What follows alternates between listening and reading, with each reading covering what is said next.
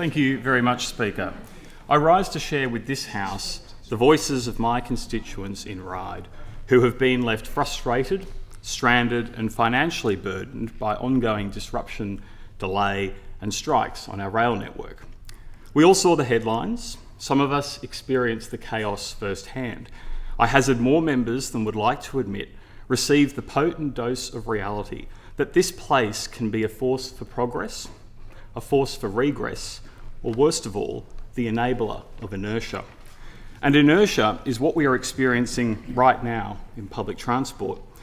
This speech is about rail, but could equally be applied to buses, the lack of innovation and integration across the transport sector, and the utter failure to couple transport planning with the one area of policy that this government seems vaguely interested in pursuing: property development.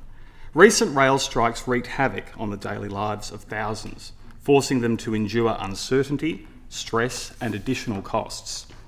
At the peak of the strikes, only 5% of services ran on time. This is catastrophic.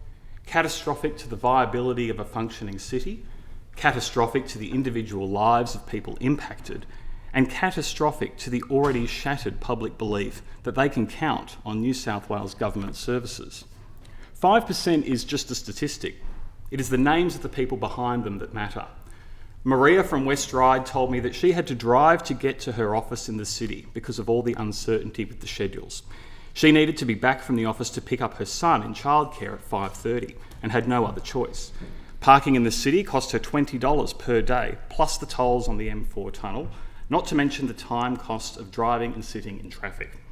It meant she paid significantly more in a cost of living crisis and added avoidable stress to her day. Maria is a single mum with no support, and endless train strikes are an extra load on her shoulders. Another resident, Jane, put it bluntly, quote, "I arrive late to work and I'm left on the platforms waiting like an idiot because you never know when the trains are going to come. To be honest, I don't even know what I'm paying for. It is not cheap to catch the train. I am paying for unreliable services and delays." Travis lives in Denniston and catches the metro. He observed the knock-on effect of the already strained system. He said, and I quote, "I'm a metro user. I'm not going to pretend that the metro has been hit hard by the strikes. However, due to the intersection of the metro at other train stations, such as Epping and Chatswood, the metro services, which were already at capacity before the strikes, are now over capacity, leaving customers often stuck on the platform, needing to wait for later services."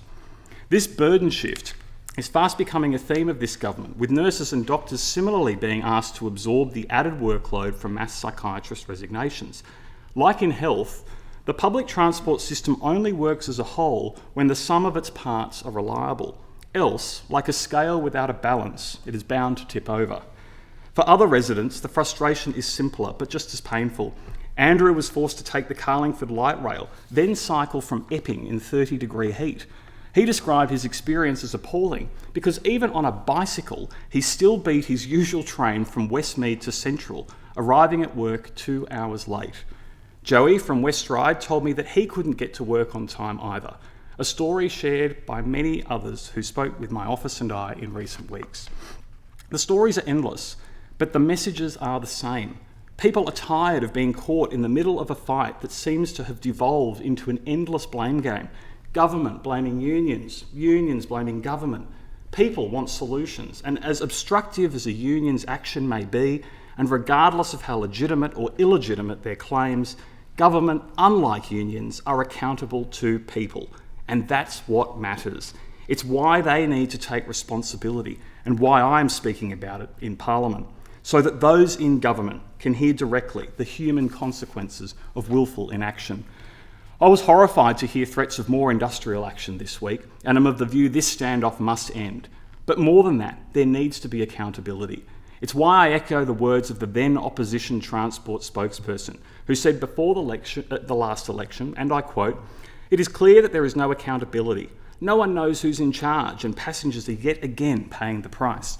Refunds and fare-free days are just one part of the solution.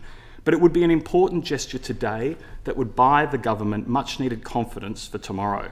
If government won't build and can't manage the infrastructure needed to sustain Sydney's growth, it should at least save people the indignity of paying through the nose for what isn't their fault."